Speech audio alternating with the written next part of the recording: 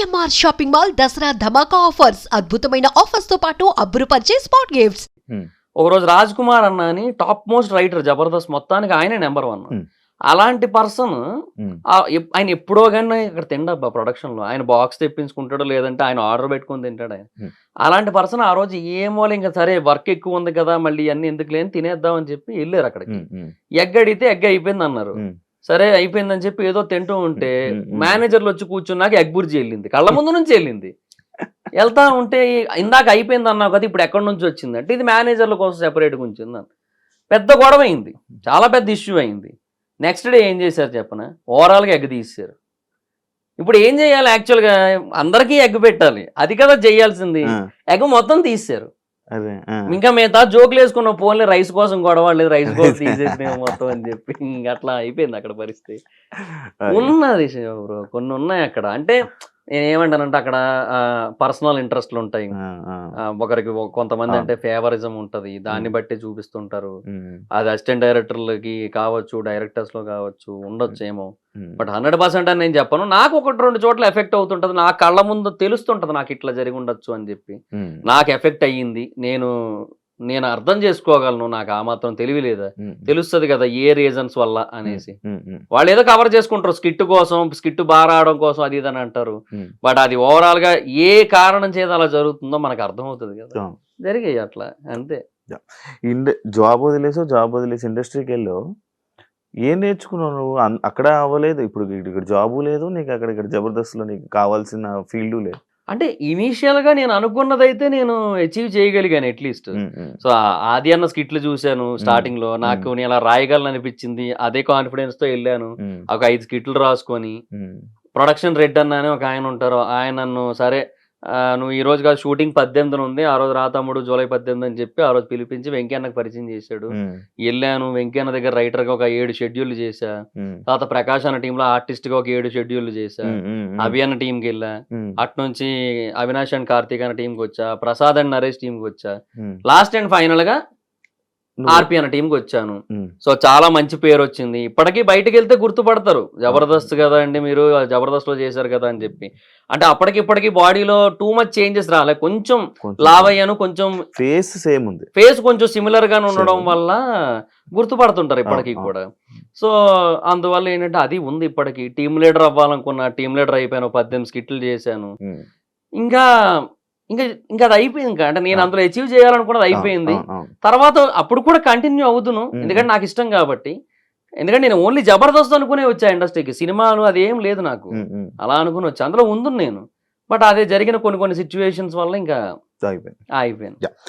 Mahidhar vibes ఏంటి అది పేరు, ఎందుకు పెట్టావు అది? అంటే అప్పట్లో ఏదో ఒక యూనిక్ నేమ్ ఉండాలి అనేది ఒక పాయింట్, మళ్ళీ నా పేరు కూడా ఉండాలనేది ఒక పాయింట్. సో ఆ టైంలో ఎక్కడో అలా చదువుతూ ఉంటే గుడ్ వైబ్స్ బ్యాడ్ వైబ్స్ అని చెప్పి సంథింగ్ అలా ఉంటాయి కదా. సో అవే అలా చూస్తూ అది కొన్ని కొటేషన్లు ఏవో చదివినప్పుడు సరే వై నాట్ మహిదర్ వైబ్స్, అంటే నీ వైబ్స్, నా వైబ్స్, నా నుంచి ఎట్లాంటి వైబ్స్ వస్తాయి కొన్ని కంటెంట్స్ మీద అనే ఆస్పెక్ట్ మీద పెట్టాను. స్టార్టింగ్ లో కొంతమందికి అది పలకడం నాక మహిదర్ వైబ్స్ ఎంతమంది వైబ్స్ అన్నా అనేటోళ్ళు, అట్లా ఉండేది. రివ్యూస్ ఇస్తూ ఉంటావు, లైక్ జనరల్ టాపిక్ మీద రివ్యూ ఇస్తావు, అవునవును, సినిమా టాపిక్ మీద రివ్యూ ఇస్తావు, బిగ్ బాస్ మీద కూడా రివ్యూస్ ఉంటాయి. ఒక్కొక్క టాపిక్ గురించి మాట్లాడుకో. జనరల్ టాపిక్స్ మీద రివ్యూస్ ఇచ్చినప్పుడు నీకు ఎంత ఇన్ఫర్మేషన్ తెలుసు, నీకు నచ్చింది నువ్వు చెప్తావా, లేకపోతే బయట జరిగిందే ఎలా తెలుసుకుని నువ్వు చెప్తావు?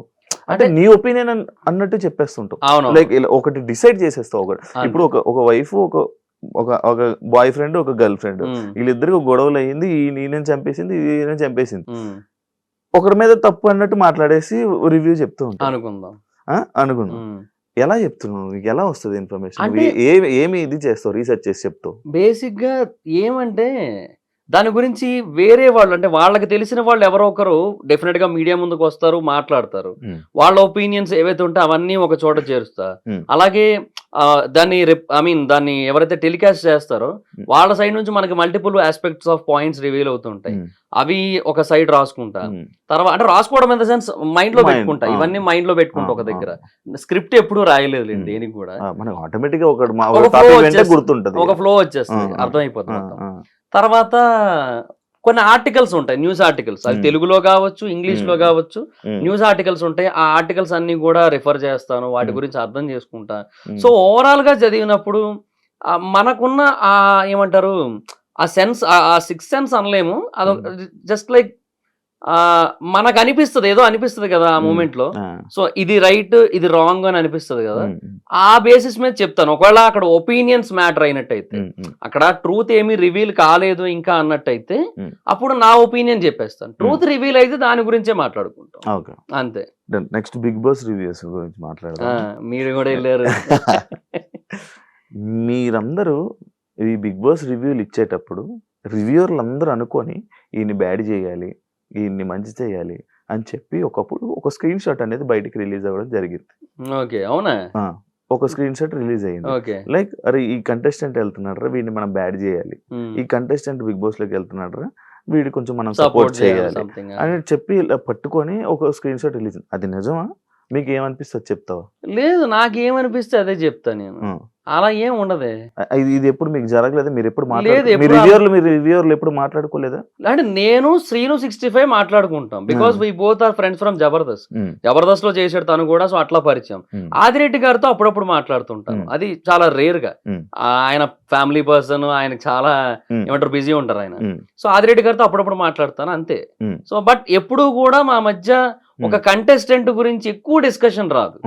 సీనుకి నాకు బిగ్ బాస్ కోసం వస్తుంది, ఫ్లో ఎలా వెళ్తుంది, ఇలా కాకుండా ఇంకోలాగా వెళ్తే ఏమైనా బాగుంటుందా అని మేమేం మాట్లాడుకుంటాం. వాటి గురించి నాకు అనిపించిన నేను చెప్తా, తనకు అనిపించిన తను చెప్పుకుంటాడు. అట్లా మేము ఆ కలెక్టివ్ పాయింట్స్ అన్ని కలిపి ఒక వీడియో చేస్తుంటాం మేము, అంతే తప్ప ఏ రోజు కూడా ఒక కంటెస్టెంట్ కోసం అయితే లేదు. ఒక సీజన్ 5 అనుకుంటా, బిగ్ బాస్ సీజన్ 5 లో లైక్ రివ్యూర్ల వల్లే ఒక కంటెస్టెంట్ బయటకు వచ్చారు అని చెప్పి ఒక ఇష్యూ జరిగింది.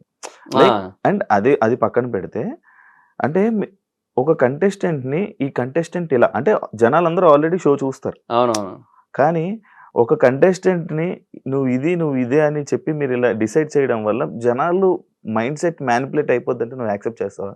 అంటే బేసిక్ గా బిగ్ బాస్ రివ్యూస్ చూసేది ఎందుకంటే, ఇది నాకు ఇలా అనిపించింది, నా ఒక్కడికే అట్లా అనిపించిందా, నీకు కూడా అట్లానే అనిపించిందా అనేది కన్ఫర్మ్ చేసుకోవడానికి చూస్తారు Bigg Boss reviews. So reviews ఏంటంటే, ఇప్పుడు నాదైనా లేదంటే ఆదిరెడ్డి గారిదైనా లేదంటే సీను రివ్యూస్ అయినా, మా అందరు రివ్యూస్ ఏ బేసిస్ మీద చూస్తారంటే, వాళ్ళ ఒపీనియన్స్ మా ఒపీనియన్స్ తో మ్యాచ్ అవుతున్నాయో లేదో చూడడానికే చూస్తారు మాక్సిమం. సో అంతే తప్ప, సో అందువల్ల ఇన్ఫ్లుయెన్స్ అంత ఉండదని నేను అనుకుంటున్నా. బట్ టూ మచ్ రీచ్ ఉంటది కాబట్టి ఆదిరెడ్డి గారి సైడ్ నుంచి కొంత ఇన్ఫ్లుయెన్స్ ఉంటుంది.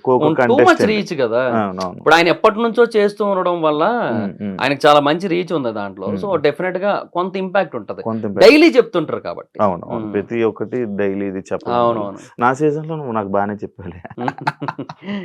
బాగా నువ్వు బాగాడు. Thank you so much. ఇప్పుడు ప్రెసెంట్ నడుస్తున్న సీజన్ 9 గురించి ఏం చెప్తావు బ్రో? అది ఇంకా వెరీ ఎర్లీ టు జడ్జ్, 2 రోజులు అయింది కదా. అగ్ని పరీక్ష జరిగింది. అగ్ని పరీక్ష అది లేదు బ్రో, అది ఇప్పుడు కామనర్స్ తీసుకున్నారు కదా బ్రో, జనాలందరూ కామనర్స్ అని సపోర్ట్ చేశారు. మరి ఇప్పుడు అగ్ని పరీక్ష చేశారు, మరి ఎందుకు అలా అంటున్నావు? ఇప్పుడు నా పాయింట్ ఏంటంటే, సరే అగ్ని పరీక్ష అనేది కామనర్స్ అట్లా కాదు, బేసిక్ గా వీళ్ళు పీపుల్ కి కనిపించకుండా వీళ్ళే కొన్ని ఆడిషన్స్ చేయాలి. ఒక 10-15 టెస్ట్లు కావాలంటే పెట్టండి, రన్నింగ్ టెస్ట్లు కూడా పెట్టండి కావాలంటే. బట్ అది ఇండోర్ లో జరగాలి, వాళ్ళ మధ్యలోనే జరగాలి. అక్కడ ఎవరెవరు ఉంటారో నీకు తెలుసు, అందరూ ఉంటారు, పెద్ద పెద్దోళ్ళు అందరూ ఉంటారు. రఘువంశ కులపతి, నీలమేఘ శ్యాముడు, రాఘవురు అందరూ ఉంటారు అక్కడ. సో రాముల వారి పేర్లే అన్నీని. సో వాళ్ళంతా ఉంటారు అక్కడ. సో వాళ్ళందరూ వీళ్ళకి ఏవైతే పెట్టారో, ఇది 4 గోళ్ల మధ్య జరిగి ఆ జ్యూరీ మెంబర్స్ కింద మేబీ వాళ్లే ఉన్నా పర్లేదు, ఇప్పుడు ఈ అభిజిత్, బిందు మాధవి, నవదీప్ వీళ్ళని పెట్టినా పర్లేదు, కానీ అది అక్కడ జరిగి వాళ్ళని డైరెక్ట్ గా సెలెక్ట్ చేసి పంపిస్తే బెటర్.